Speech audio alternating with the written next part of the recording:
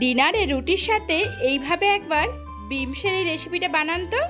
তার জন্য দেখুন বিমসের আলুগুলোকে একদম ছোট ছোট করে কেটে নিয়েছি, ভালো করে ধুয়ে নিয়েছি। এরপর কড়াইতে অল্প সর্ষের তেল দিয়ে তাতে বিমস আর আলুগুলোকে একে একে সব দিয়ে দিলাম। দিয়ে দেখুন পরিমাণ মতো নুন হলুদ দিয়ে ভালো করে একটু নাড়াচাড়া করুন তো বন্ধুরা।